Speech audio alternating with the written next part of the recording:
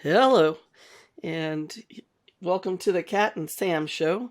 I'm Cat, and here is Sam. And what are we going to about today, Sam? What do you think? Well, I was just looking at the pair of us and thinking how gorgeous you look in that colour. I have to say, it really suits you. Thank you. Um, and I quite like this colour on me. Actually, I was thinking we're both It we're does both look in nice on things you. that we're obviously comfortable in, and the colour suits us, and we've chosen it ourselves, and that's what led me to thinking about how we, one of the big things, or one of the many things um, that gets changed, that we change about ourselves or is changed about us, is how we dress in these relationships. What's deemed acceptable or not acceptable, but also the little sneaky ways where somebody sort of says, gets you to change, the same as they can get you to change that your personality can disappear. Our dress is a very personal thing, isn't it? And that sort of displays to the world, little bits of who we are. Yeah, it's an expression for sure. That's the word I was looking for. Expression. And I definitely changed the way I dressed, and it links into body confidence and things like that as well. But it was also about what I could afford to wear, because that links into the financial and economic abuse, which I think we're going to do a really big one on that, aren't we? Because that is a really important factor around abuse. But it was, and it's one of the things that I've rediscovered is, or I'm starting to rediscover, and it's quite strange because obviously I'm an older woman now, but what is my style now? What is my personal expression of who I am through my clothes? What do you think on that? I mean, did you change your way of dressing? Yeah, I remember when I was younger and left the house in some really comfortable pants and was told that I needed to go back in and change and be in something more suitable to be out in public in. And I remember thinking that, and oddly, one of my um, uh, thoughts on it was, why is that? Because it wasn't any problem for somebody else to go out like that. I mean, it's just comfortable. We were just going to the grocery store, and it was a big deal. I went in and changed it because I didn't want to hear it, and that's how it starts. Is just that I didn't want to hear it. I'll just go in and change it. It's not that big of a deal. And I think it's just as small as that, or, that color doesn't look right on you, or, um, I really like that on you, but I don't like this on you. And it's really discombobulated on the expression of who you are and who you're pleasing, Yeah. I guess. I had a girlfriend, one of the girls I was at college with, and she was extraordinary. Like this, she used to wear this incredible makeup. Long, this is long before we have what we have now. But her face, literally, used to be work of art every day. Like with little sort of dots and amazing colours and things. It wasn't makeup as we would, as we would wear it. And her hair was incredible, and she just wore these amazing clothes. And it's partly society. I mean, it's very funny when you go to a city as well. I don't know if you have it over there, but in London, there's a kind of a uniform that everybody wears. It's dark colours. It's easy to wear. Nobody wants to stand out. You've got you know. I mean, there's work clothes, fair enough, and I don't mean like a work uniform. These are people who are, you're free to wear what you want, but there's a certain uniform to wear to belong to a tribe, and so it kind of goes everywhere. But like I say, that expresses who you are, where you belong, and that kind of thing. So, but to not be able to go to the grocery store in clothes that are just comfortable for going shopping in, it's that line, isn't it? It's that line that's crossed about somebody dictating to you what they feel is appropriate for you. And if you were to get, this is a question, if you had gone and got really dressed up, high heels and a skirt and something like that, what would they have said to you then? Probably the same thing, that it was inappropriate. So what are you supposed to do? It's about them having ownership of your self-expression, isn't it? Yeah, I mean, I was thinking about, I worked for a parenting group, and one of their lines in one of their spiels that they did was, you didn't go into this place to make a lasting relationship with all these people. So what do you think? What do you care what they think? Mm. And I think about that. And, I didn't go in there to make a lasting relationship with these people. What do I care what they think? And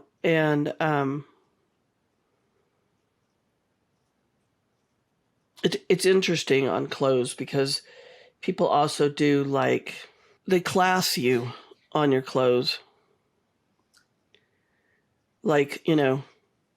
Dress in high heels and head out to the store and you get, who does she think she is? She must be a little full of herself to think that she can just, right? And I don't know. Do we get that same thing with men? Do men get the same thing? Took the thought right out of my head. And I don't think we necessarily do we? I mean, the only thing that's kind of commented on over here in that respect is in summer when men walk around topless. And is that appropriate or not, to be nipping down to the shop with your shirt off, sweaty pits and all of that kind of thing?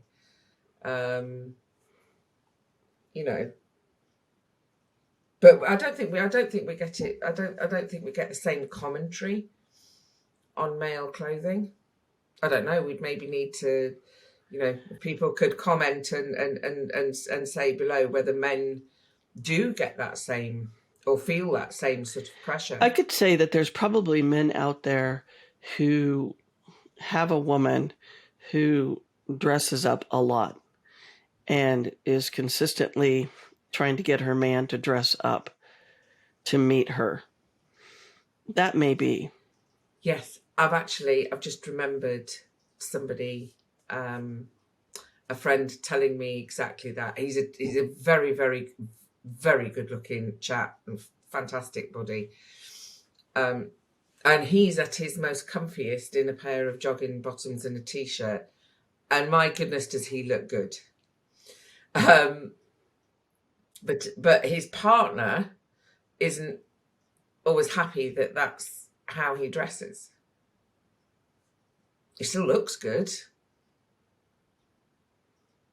Right. It's not about the looks. It's about the... But so what, but then I suppose the argument could be, if she dresses differently, or if the partner dresses differently and smarter clothes or whatever. But it depends on where you're going as well. If you were, I don't know, if you were going to a wedding and somebody was wearing jogging bottoms, but then, fashions change as well. And since lockdown, you can get all of these really smart joggers, people can't even be bothered to do up zips and buttons anymore because they've got so used to it, so used to wearing joggers in lockdown that actually it feels quite uncomfortable to be trussed up and buttoned up and zipped up and contained in that way. So now you can see, you know, they're made out of really lovely cloth, and they've got, you know, a certain cut to them, or, you know, and patterned and stuff, and they're smart joggers. You know, who knew that would be a thing? Well, and I think you bring up too, when you're talking about that, I was thinking about going to work, something we talked about in a different video about how come you're always getting dressed up to go to work?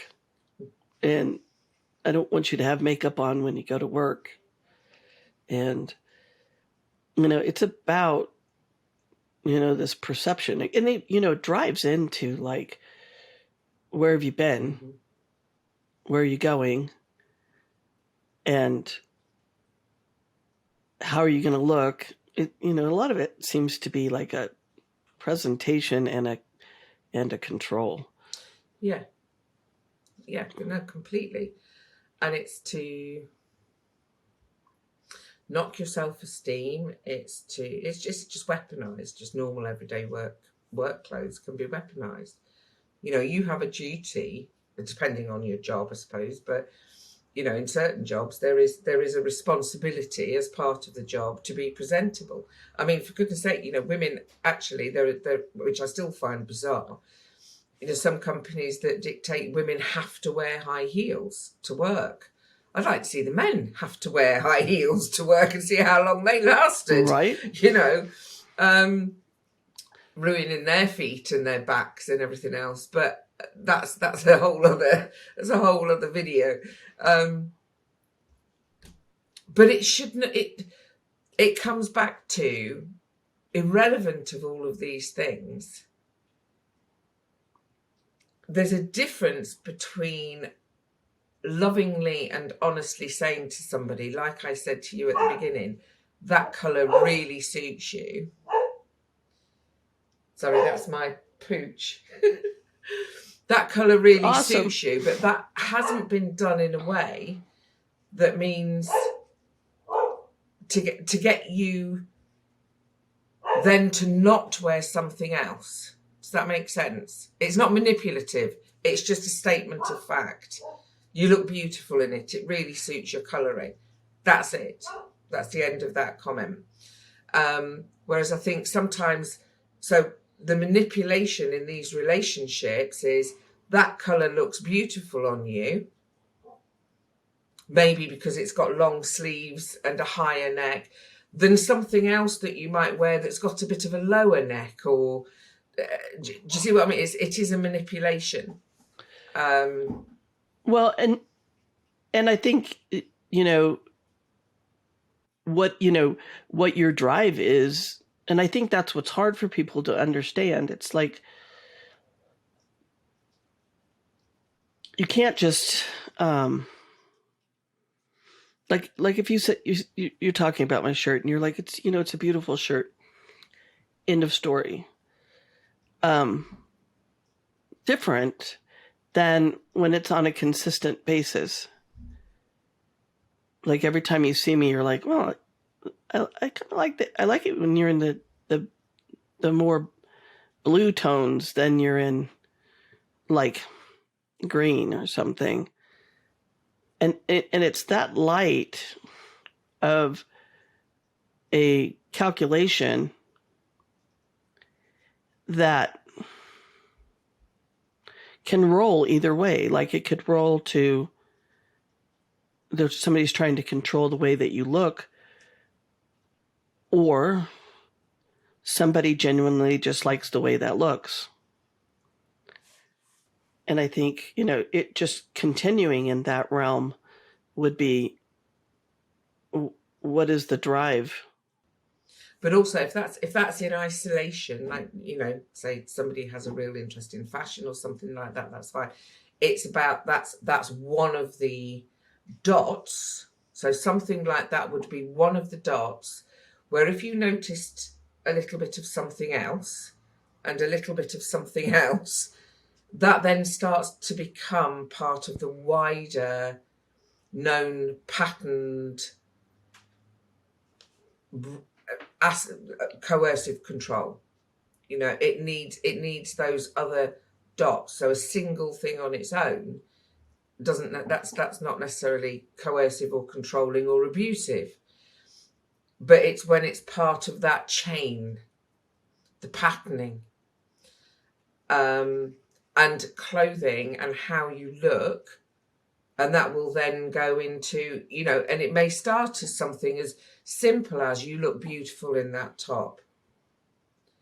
And then before you know it, you're a whore for wearing that top. And you might not know how you got from A to B. So, and it's about the twisting of those things as well. So it's like we would say, well, yeah, but you used to like this top. Well, that was when we were boyfriend and girlfriend, not husband and wife. Look at the V that it's got on it. It's low. So you're just, you know, you're inviting attention. And why are you wearing something that makes you, you know, glow? You know, and it's, whoa, where's this all come from? So it's things like that. So these are just things, I suppose. If you've got niggles in other places as well, that would be something that would, you know, might be a red flag to just keep an eye on. Well, two of the things that came up that I thought about were Dolly Parton. Dolly Parton,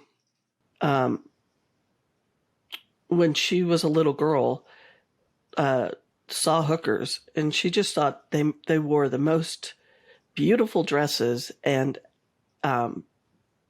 big and bold colors. And so that's what she did. And she took a lot of harassment for it in, you know, looking like a hooker or looking like, you know, a showgirl or things like that. But she continued to be who she was. And I think about the other one, Betty White. Betty White wore little old lady dresses and spoke the way that she did to break that barrier about older women or women not being able to talk the same as men. She did that deliberately. Wow.